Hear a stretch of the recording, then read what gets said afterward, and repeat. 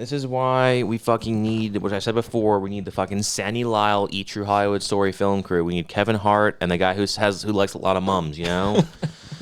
Because this conversation, I think, is funny, and I would have preferred instead of having to stop it and come downstairs to finish it and then, let's go record it now, I would prefer it just already being recorded, you know? Maybe we should start walking around with the Pels on the whole time, the Pel mics, and have our phones recording 24/7. 24/7, just have them live stream. We'll have to have them, what we'll do, to save space, we'll live stream them to something no one knows about so they can't find it. Because we don't have to actually hit record. Imagine how our phones we're going to have to sit through 24. Let's just have people work for us. Because then sitting through 24 hours a day to find out what was good sounds horrible.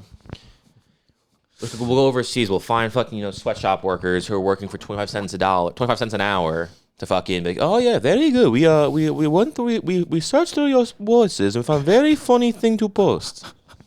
But I was talking about the Deschanels for some reason. The Happening. Going through how bad The Happening is, and by bad I mean fantastic, and how The Happenings seems like a bad movie until you realize that it was a comedy and just everyone forgot to tell everyone else. Like, M. Night didn't tell Mark didn't tell Zoe didn't tell John. If you start making this like publicly known that it's in fact a comedy, yeah, I guarantee The Happening will become like this massive cult following. Exactly, like The Room. Yeah. Because this movie, first off, The Happening has phenomenal production value, which is not something you usually find in shitty movies. You find that in bad movies all the time. But when you find like a complete garbage movie, it's usually like a $10. It's usually like fucking Birdemic, It's usually terrible stuff. This is like a fucking $100 million movie. When does this come out? Is this right after Sixth Sense, or is it like 2 removed? Way later, 2008. 10 years. Probably 6 movies. Way closer to 6. Well, he was still riding that high, though, being the Sixth Sense guy, right? Signs came out. Fucking Lady in the Water came out. I think Avatar came out. My point was, though, he rode that wave of being the Sixth Sense guy, and that took him for a good period of time before he kind of disappeared for a while. So I thought that was still on the wave. The Village came out. The Village sucks. The Village does suck. Fucking, I wish. Village is cool for like 15 minutes, though. There's like a 15-minute sequence that's awesome in the movie, and then the rest of the movie sucks. And the ending is pretty cool, too, actually. I wish you didn't tell me that The Happening was funny before I saw it. Right. Because I never got to have that experience of there's going to be some scary fucking movie, think it sucks, then get to rewatch it again. Did you find it funny from the onset, or you? I watched it for the first time because I was watching M. Night Shyamalan movies. And you're thinking, would you throw on Sixth Sense? No, I started at the fucking The Village and went onwards.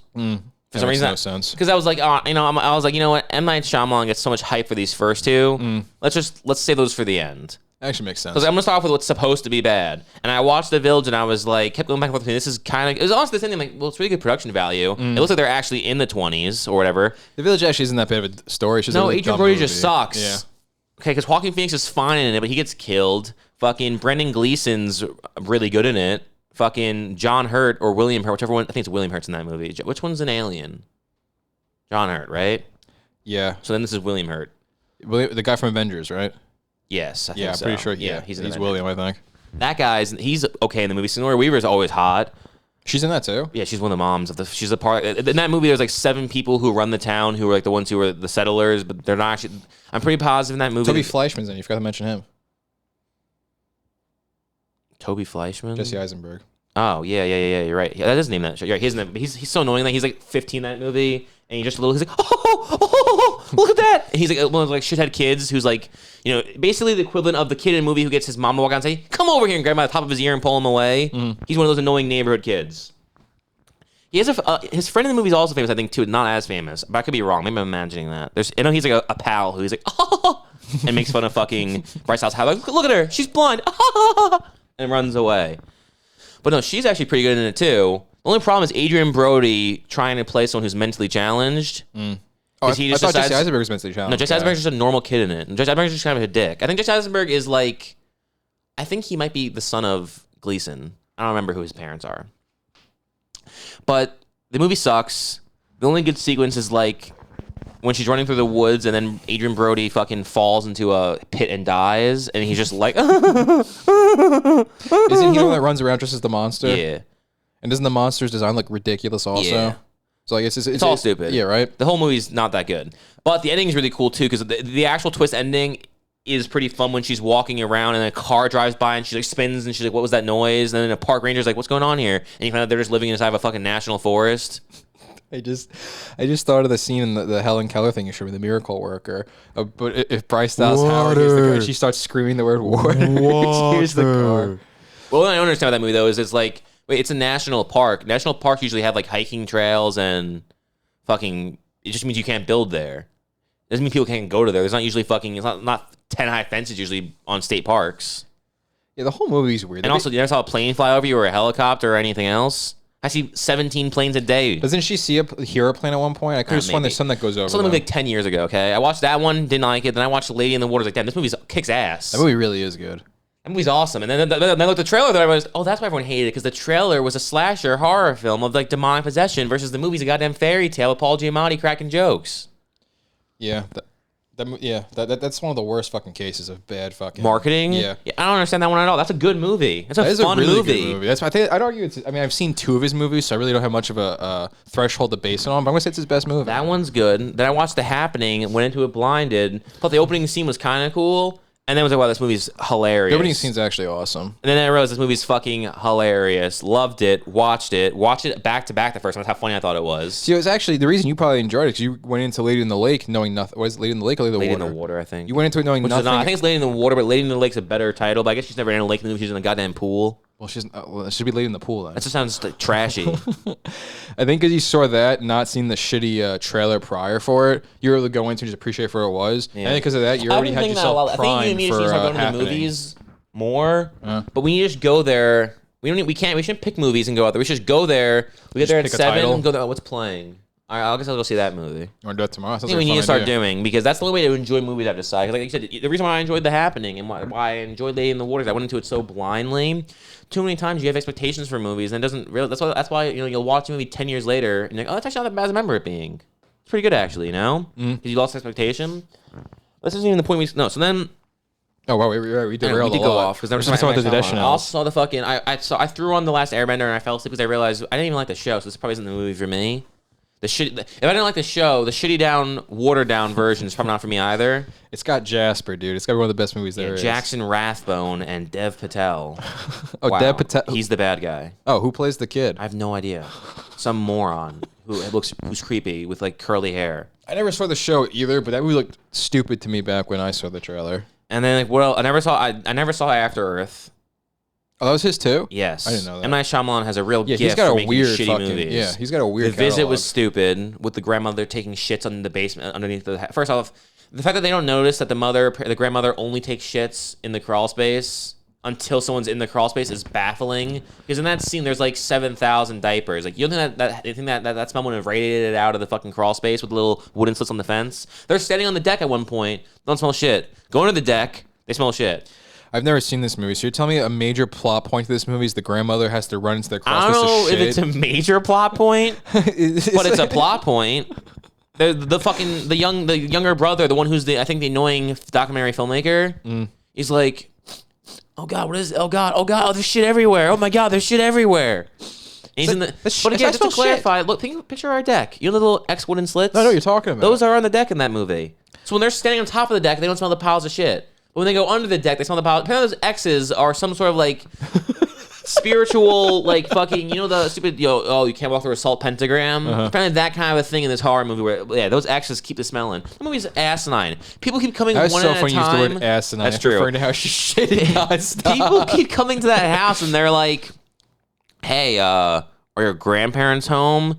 And then they're like, yeah, they're home. And then can I talk to them? Sure. And then the grandparents come over there and kill that person. And the next person comes in. And the people just keep dying. And I think Catherine Hahn's the mom. And then they keep FaceTiming her. But like, coincidentally, in the first scene in the movie, the brother, because, how would you describe a brother-sister rivalry, right? How would Very petulant. I don't know what petulant means. I know that's the right word, but I don't actually know what that word means. Petulance is sibling like fighting, where it's like you're not actually fighting to the death. You're just like, oh, shut up, idiot, and you push him and shove him. You're just being annoying. Gotcha. That's what petulance is. You're beating him up, but you're not actually trying to hurt the person. Gotcha. So sister, brother, right? She's like 15, he's like 10. Crazy times, right? Is there any stars in this movie? Like, are the two kids? Did they become actual actors or no? No. And maybe the daughter could go on to something. If that guy, I want to look up in a second. If that fucking stupid blonde-haired boy has acted since, I'm fucking burning Hollywood to the ground. Okay, that kid sucked. That movie's stupid as shit. Then he had. I never watched Split because that looked dumb to begin with. Yeah, Split looked like it was too much. The point is, M. Night Shyamalan makes some shitty movies for the most part, right?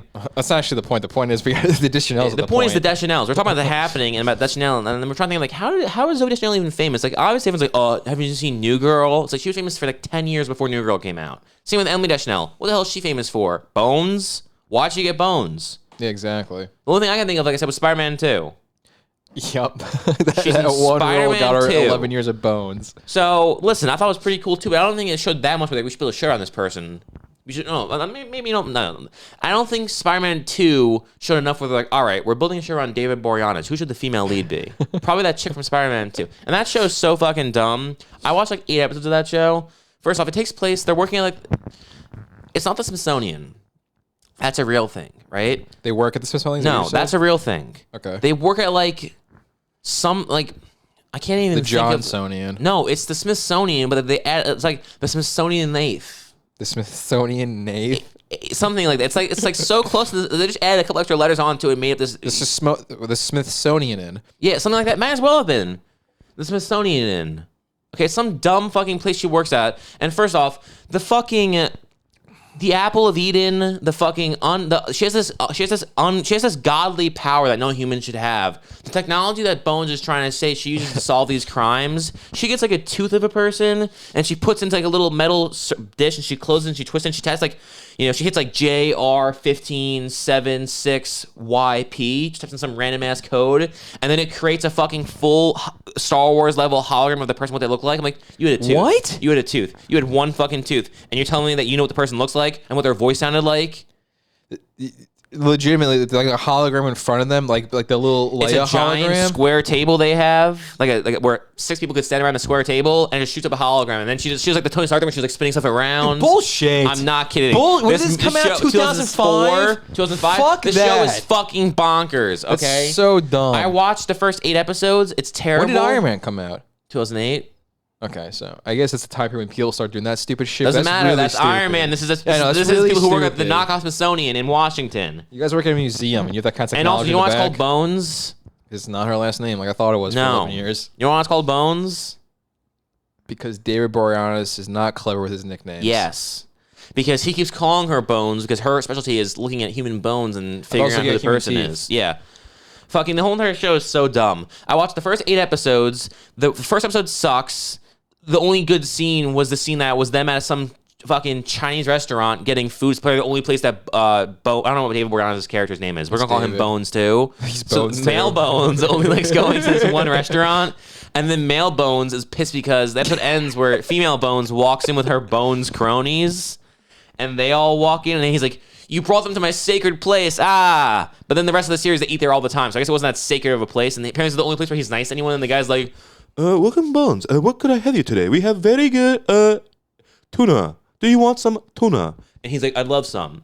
That's the entire show, right? He just goes to this place. I just want a tuna sandwich. And it's so gross too. There's an annoying curly haired fucking guy in the show who's just a piece of shit. Mm-hmm. And he's a rich kid in the thing, and he's like, it's so dumb. Episode 3, they have it where it's like they find out he's supposed to be going to some fucking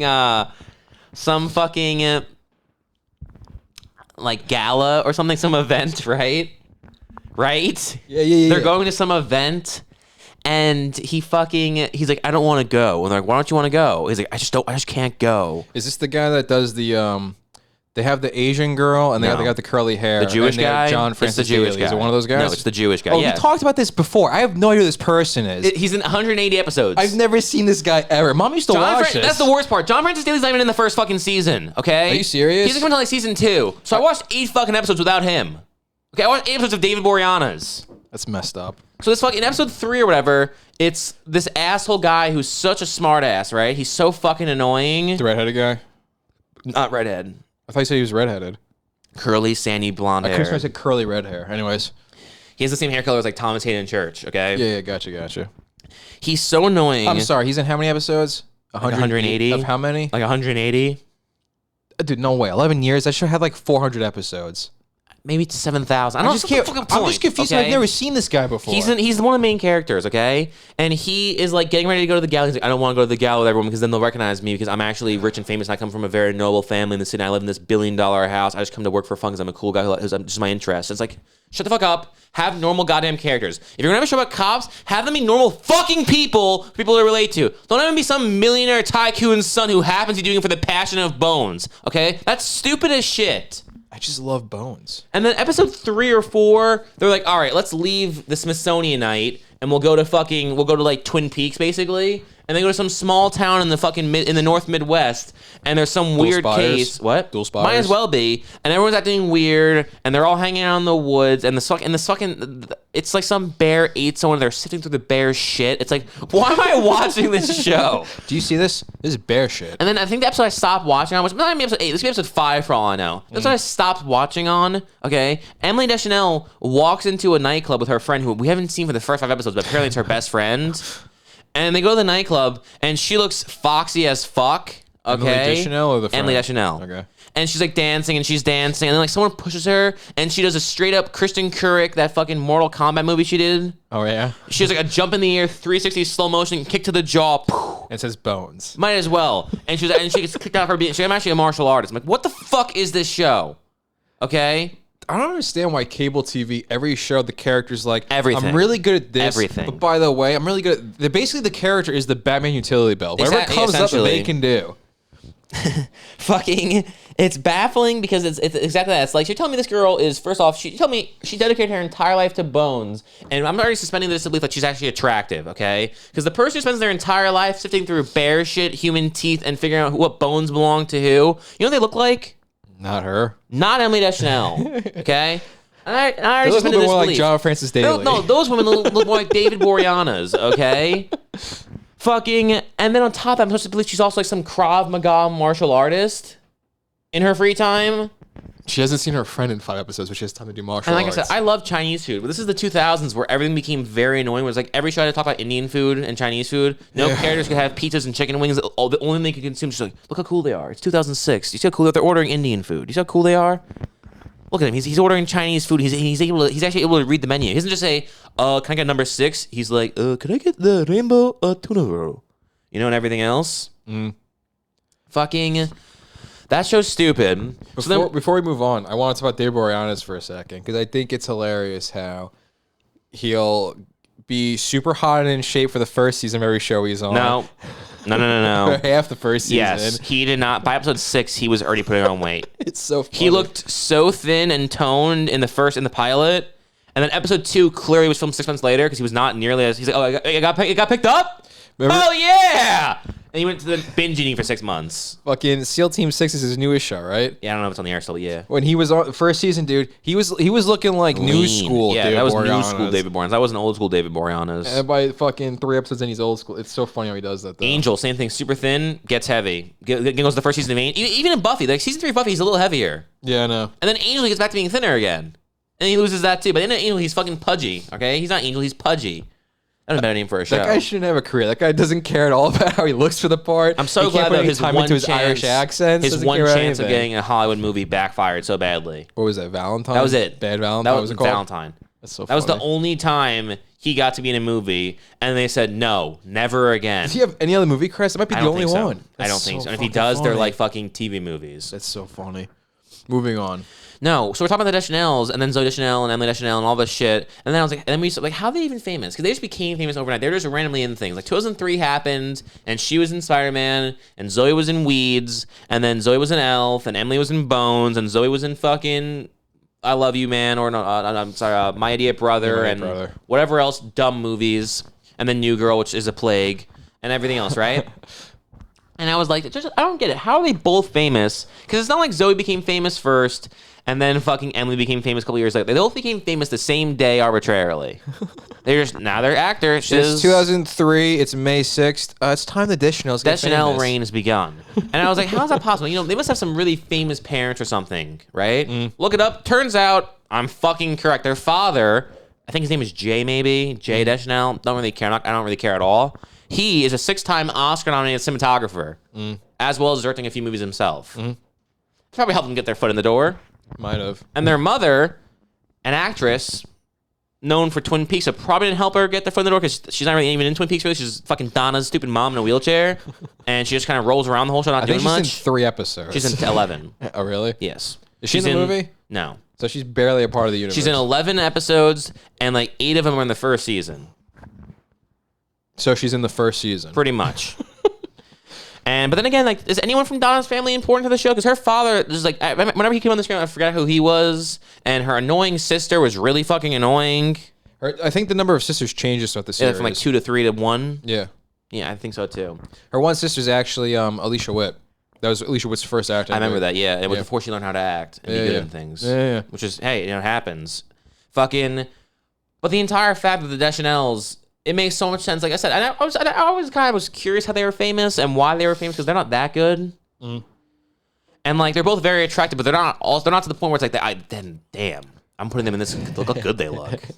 You know, they don't just pop off the screen. They're people. They're attractive in the sense where you can picture them working at like both of them could work in an office space with you. To be like, damn, that's a pretty girl in the office. Yep. Yeah. They're not fucking Hollywood superstars. And then so I'm like, it can't be their acting ability. It's not their looks ability. What's it come from? Oh, it's the fact that their father's a 6-time Oscar-nominated cinematographer. That might have greased some elbows and might have gotten in a few fucking meetings. You know, and it's just like, damn, dude, where's my fucking 6-time Oscar-nominated door in? You know. and then they always that's the worst part. They're like, I worked for this position. It's like, no, you didn't. I'm sorry, you didn't work for anything. Even if you're no. I'm not saying that they had made this stance. But I'm assuming they have. Because I feel like everyone who comes in from nepotism just tries to bury it under the ground. Yeah, they also act like it doesn't exist. It's like, so you got part, and that's fine. You got cast, and that's all lucky on you. But it's like, dude, 20 years these people because their dad has 6 Oscar nominations. He never even won one. That should be like a 10-year career. He didn't win any. You said? No, nominated 6 times for best cinematography. I didn't even check what for. Let's figure that out. Hopefully they're good movies. It'd be really funny if they weren't even good movies. That'd be pretty funny if it was like Ace Ventura. It's like, what? What do you mean Ace Ventura got nominated for our best cinematographer? We got this show we want to build around someone. We're going to call it The Girl. Maybe we'll change it to New Girl at some point. We're not sure yet. But I'm really thinking that guy did the cinematographer for Ace Ventura. His daughter is up and coming. This guy does some sick movies. Is it really? Yeah. First off, The Patriot, Mel Gibson. It's pretty cool. Passion of the Christ, Mel Gibson. It's pretty sick. Cinematography. Fucking Jack Reacher, Abraham Lincoln Vampire Hunter. I don't know if I would. National Treasure. Not much in the 90s or 80s, it seems like. I mean, those are all big-ish movies. How is he not much? No, I don't understand what these. Why is it saying he's no? Hold on. Why does it say he's known for The Godfather Part 2? He didn't direct it. He didn't do some. What did he do in The Godfather Part 2? Was it camera crew? He's in it. Camera newspaper sequence, uncredited. Great. That's what the Oscars for. Actually, yeah, probably. Wait, what? Hold on a second. What, dude? Oh, here's the Oscars. Okay, nominated for Never Look Away. Never heard of it. Passion of the Christ, The Patriot, Fly Away Home, The Natural, and The Right Stuff. The Right Stuff sounds familiar, but the other two, and they're obviously big movies. So because he did, well, actually, Passion of the Christ was well after the reign of Deschanels started. Yeah, well, his first Oscar nomination was like 1982. That makes sense. Or 84. So basically, them becoming famous, it doesn't really do with their parents, because he didn't really do anything necessary that should make them nepotism. He's probably made a lot of friends. Yeah, I guess you're right, yeah. Those are some big projects, even though, I don't know, I don't Well, think... he did 2 movies with Mel Gibson, who was on top of the world back then. Yeah, you're right. And their mom knows David Lynch. And Mark Frost. Surprised the girls didn't get thrown into fucking, Fantastic Four or something cool like that. It is surprising. Yeah, I don't know.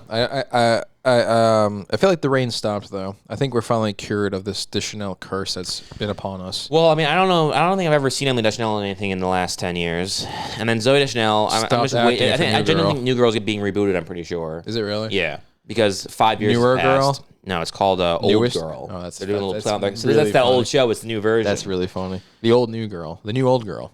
She's in some animated series for the last 2 years. And she's on the... That's so lame. She's on The Rookie for a couple episodes. The Nathan Fillion show? Yeah. That show's a complete piece of shit, too. And then let's see what Zoe's up to. Oh my God, I forgot Zoe has to be cool and have 2 O's in her name. So it's Zoe? I guess it's Zoe Deschanel. They teach us in school, like elementary school, when you put the two vowels next to each other, they used amplify that to live sound. across Whoa, shh. The fucking girl used to. There's a girl in the last house that lived across the street from us. Remember her stepdad lived there? He was the rich guy with the hot wife. No. Really? No. Who are you talking The about? neighbor across the street from us in the last house was the jerky guy who owned the diner, had the hot blonde Oh, wife. yeah. Okay. His daughter, who only lived there like Also a month named out of the Zooey? year. Huh? Also Zooey? No, her name was... So, this is actually makes me want to fucking throw up how annoying it is. Fucking... She spelled her name... Let's do a little test here. Let's a little pH test, right? Yeah. Fucking spell the name Zoe. Zoey. What? Zoey, or apparently Zoo. No. Just the first time. What was it? Say it slowly. Zoey. Right, Zoe. R. No, stop. Zoe, right? Uh-huh. Now, what's that name you just spelled minus the last letter? Spell it again. Zoe. Pronounce it. I would say Zoe. Same. That's how I always pronounced it, because that's how I spelled her name. But whenever I said Zoe, I'd have someone say it's actually Zoe. How? Yeah, that's stupid. Where does the E? They're like, because it ends in an E. I'm like, so what's the point of the Y then on the name if both names are the same fucking name? You know how annoying that was for me to read it Zoe, to see it Zoe, and have people be like, it's Zoe, it's Zoe, it's Zoe, it's Zoe. There wasn't an accent there. It was just Zoey. That's like saying Poe should be Poey. That's a really good point. I was trying to think of a fucking another name where it ends in E. You're right. It's You know actually that character in it's Star actually Wars? Edgar Allan Poe. It's actually Poey. Yeah. And Edgar Allan Poey. That's all the characters' names are. Apparently, Poe, Zoe, just the Y is just an aesthetic addition. Has no actual meaning to the name. And actually, it's pronounced toey. When you refer to your toes, they're toeies. Wow, you were that desperate to find a third Yeah, example. You, I was. You stumbled I on was the that toe. desperate. Yeah, I looked around the room, saw my toe, said, "Hey, toey." Well, it only took 26 minutes for you to say something fucking absolutely dumb. So I guess that's a new record. I don't know if I think it's that dumb what I just said. Toey. Okay, you know what, assholes? I don't know. I have no fucking retort to come back with because fuck you. Okay. Fuck you. I love you. Fuck you. Sorry. Thank you. Fuck you. I love you. Fuck you.